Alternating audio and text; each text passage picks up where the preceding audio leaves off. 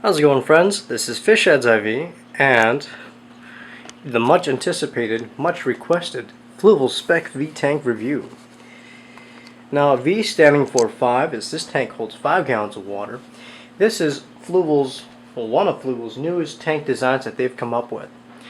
I think it's been out a few months already. I know they have a new one out, but at least in my area, this is one of the newest tanks that hit the shelves.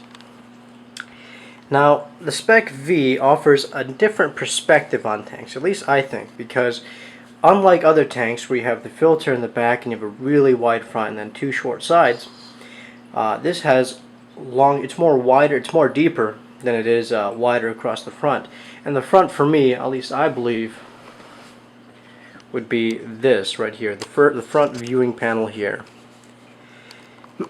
Now, this allows you to really play with perspective, especially in a tight quarters like this tank can be kind of narrow. Right? If you're looking at it dead on, say this was a freshwater planted tank, or I guess if you could probably do saltwater.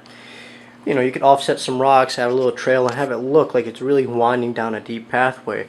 Especially if you're really good at planning it out and planting it really well. Now, some of the functionality that this tank offers is a 8000K light, all LEDs, which is nice. And again, it's like the other tanks, an overflow system. Now, the system that it has is quite nice in the way that everything's built in. It comes with carbon, it comes with biomedia. The pump that it has is rated for 83 gallons an hour, plenty for this tank, a lot of decent water flow. I've upgraded it a little bit, and I'll tell you why in a second, and I'll tell you what. But for what it is, I believe this tank is more geared for those freshwater guys, or people that only want to do fish-only tanks, maybe small tetras, barbs, guppies, or even a decent beta tank, because a lot of people keep them in little cups. Something like this would be a lot more enjoyable for that kind of fish. 5 gallons, not a lot of weight. It still has some weight to it, so you still want a steady and level surface to put it on, but it'd be a great tank to put in the office. You can, again, I look at it sideways. And so if you could lay it sideways on your desk, you get quite a great viewing angle. Not so deep, but still, for what it is, it's a great tank. Now, what I have in here is, it's a saltwater tank for one. It's got a little bit of algae, and that's a Haitian Condi cane anemone. Now, they're pretty hardy. Definitely likes to move around a bit, and he was doing alright with the lights that it came with. Unfortunately, those lights don't offer a reef version with blue LEDs, so if anybody from Fluval's watching, I think that'd be a good way to go, especially with more and more people experimenting with salt water and delving into nano tanks. Sorry, let's zoom out a little bit here. Whoop, there we are. As you can see here, I have it on my couch, so people walking in can kind of see it from the side angle. You're sitting on the couch, you can look over and see things swimming around in there. What's nice about it is it's got that really nice stainless steel trim right on the edges there, similar to the Spec 2 tank, the one that I did in my other video. Really sleek. I'm not terribly a big fan of the base that it comes with, but it's not too bad. I do like the stainless steel. In the back where the overflow is, again, it's got the frosted pane of glass. It really makes for a pretty unique all-in-one system. Another quell would be that in the back, with the sponges and everything in there, it makes it a little bit difficult to add other stuff, like if you want to add a heater, or it takes up a lot of retail, you know what I mean? So if you want to add stuff to the tank, granted, you don't want to go too crazy. Again, it's plug and play, a lot more geared for freshwater guys, but it'd be nice if it had a little bit more space in the back, maybe a little bit wider across the front. Let's go into the lighting. The LED lights above are I want to say like 30 or something. They're 8000K, and they have a little side switch right there, if I could focus in on it.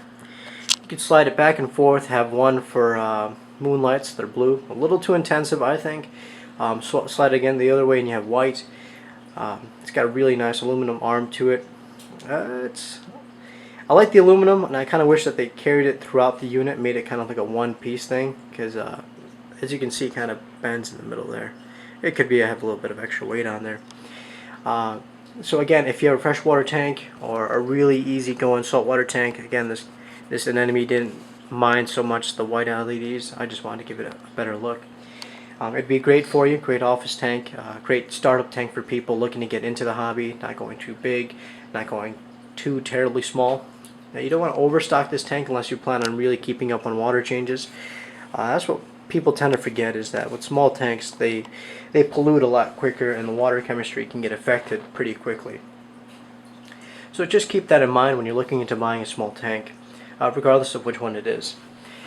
Some of the upgrades I've made to it is the pump in the back is a mini jet 606, I want to say, or 306, but I believe it's rated, what is it, 1 or 200 gallons an hour. It's not bad. It definitely puts out a lot more flow. I like it, especially with the saltwater theme that I'm doing here. And the lighting on it right now is currently Ecozotic stunner strips. Now, if they're looking for anyone to sponsor, give me a call. But I love these LEDs. They're great. A lot of interchangeability. A lot of what's the word? Like you can attach up to 4.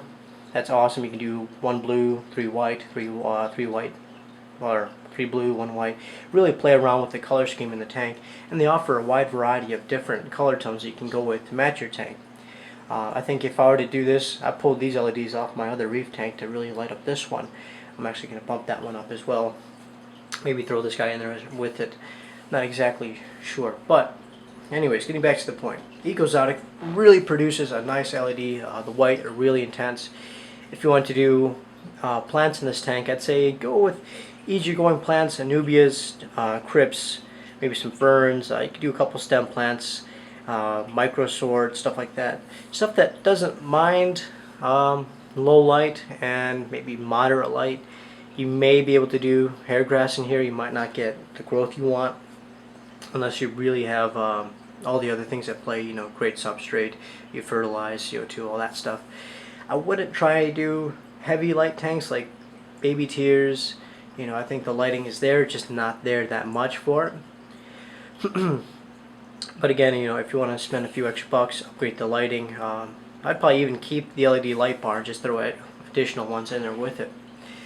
So yeah, that is my review of the tank. I like it. It could always use a little bit extra. I mean, that's kind of the risk you take with plug and play here, is that sometimes it doesn't always offer everything you want. But I think for what it is, if I could focus, there we go. It's a great tank. Let's see. Sorry, my house is a little messy. Oh, as you can see, I also have moved. So that has been another reason why the videos have taken so long to produce. But oh, if I could just say one more thing, and I know you guys are probably getting sick of me, but whatever you do, if you're going to buy a magnet to clean your glass, for the love of God, do not buy the magnets without the floats in them. MagFloat, I love your company, I love your magnets, and I'll give you an example of why I love MagFloats. As you can see here, I have this one on here. It's really unresponsive when I want to move. MagFloats will just turn around with it, and this guy, it's a weak magnet. It has a little hole here to put a string. You can drag it across the top. Oh, this offers a nice little top up here. It has a plastic with a little hole to feed, enough for the light to get through without any obstruction. It needs a little bit more work, I think, again, because if you want to add stuff to it or add stuff in the back, it really does not have a lot of play with the stuff there.